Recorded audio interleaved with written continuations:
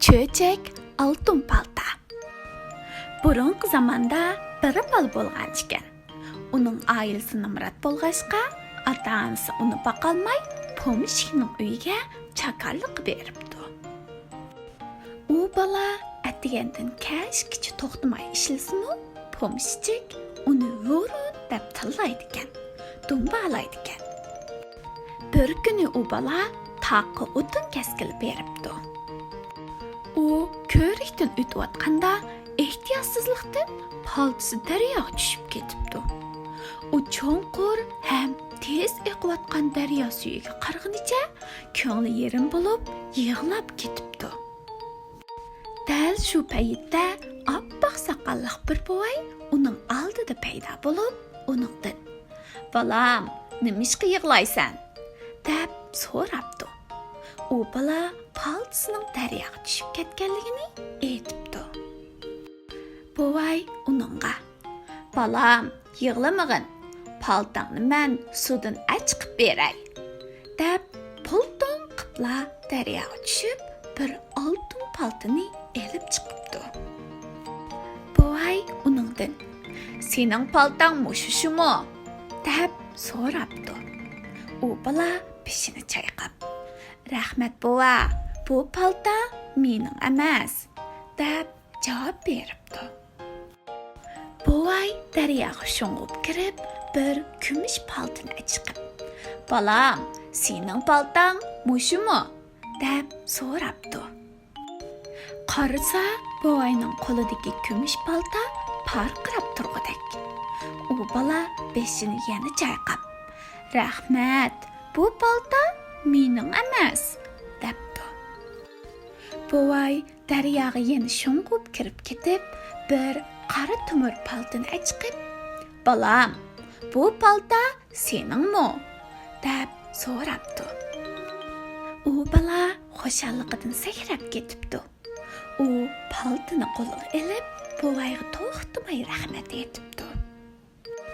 Buvay u bolaning beshini silab turib, "Sen haqiqatan samimiy, yaxshi bola ekansan. Sen menga xushal-xuram, baxtli turmush kechirsan" debdi. Buvay tutgan paltida o'tin tez kesildigan. Hayal bo'lmayla, u bola bir bog'lam o'tinni kesib bo'lib, uyiga qaytibdi. Pomishchik uning baldurli qaytib kelganligini ko'rib, uni yana "Hurun" deb tillabdi. U bola bo'lgan ishning jarayonini so'zlab bergan ekan, pomishchik uni "Dod, hamoqat" deb tillab ketibdi. Ikkinchi kuni saharda pomishchik o'tin keskuchi qiyofatida yasinib, eski paltadan birini olib, taqqa o'tin keskilib mengibdi.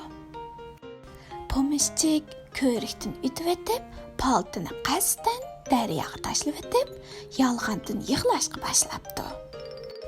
Buvay paydo bo'lishiga pomishchik yig'lab turib, "Paltam daryoga tushib ketdi. Qaytib borsam, jinim omon qolmaydi. Meni qutqizib olsangiz" debdi. Buvay yilqi tumur paltini ilib chiqqan ekan, pomishchik ko'ribla beshini chayqab, "Bu palta mening emas, bu palta mening emas" debdi. Buvay undamasdan bir kumush paltini ilib chiqibdi. Pomishchik aldiraqsanlik bilan, "Kumush paltimi yomon emas ekan. Eng yaxshisi oltin palta bo'lsa bo'ladi" debdi. Buvay kumush paltini pomishchikning yoniga qo'yib, daryodan yana bir oltin paltini ilib chiqibdi. Buni ko'rgan pomishchik "Oltin palta bek yaxshi ekan" deb varqirab ketibdi. Pomishchik oltin palta bilan kumush paltini olib, xushalligidan og'iz qulog'iga yetibdi. Buvay darhol ko'zdan g'oyib bo'ldi. Pomishchik xushalligidan qini-qiniga patmay bir taxlagan ekan, ehtiyotsizlikdan daryoga tushib, tunjiqib qoldi. U bola uyiga qaytib kelgandan keyin yilqi tumur palta bilan har kuni taqdan o'tin kesib, shaharga akirib setib, bir oila kishilarni yaxshi turmushga erishtiribdi.